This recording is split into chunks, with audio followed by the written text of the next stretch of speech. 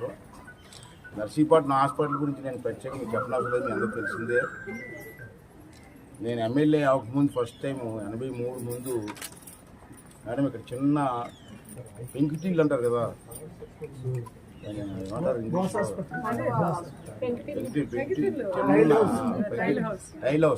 Tile house ఉండేది ఇక్కడ. దాంట్లో 8 బెడ్ 9 బెడ్ హాస్పిటల్ అప్పుడు ఫస్ట్ టైం ఎమ్మెల్యే దొరికి. దీన్ని చాలా సైట్ ఉంది, బాగానే ఉంది హాస్పిటల్ అనుకున్నా. అది ఎన్టీ రామారావు గారు ముఖ్యమంత్రి అయ్యారు ఫస్ట్ 83లో, అందరికి తెలిసిన విషయమే. అప్పుడు యంగెస్ట్ ఎమ్మెల్యే నేను ఆంధ్రాలో. అతను ఎందుకు యంగెస్ట్ ఎమ్మెల్యే ఎవరంటే పలానా అయ్యన్న పత్రిక అంటే పిలమన్నారు.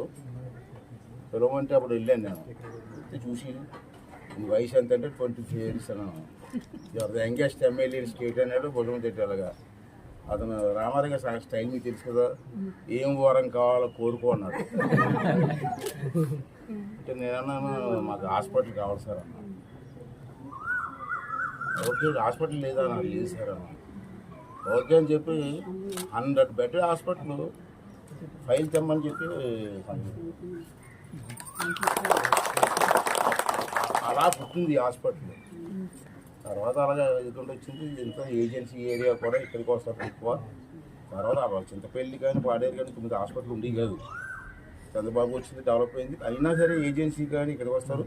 అది తున్నించి కూడా డెలివరీ స్పెషాలిటీ ఇక్కడ నుంచి వచ్చేస్తారు. నేను అడిగి మీ హాస్పిటల్ ఉంది కదా అంటే లేదండి ఇక్కడికి వచ్చేస్తారు. అంత ఫేమస్ హాస్పిటల్ అమ్మా. అది మొదటి నుంచి అధ్యయనం చేస్తే 10 మందికి కూడా వస్తాను చేసాం.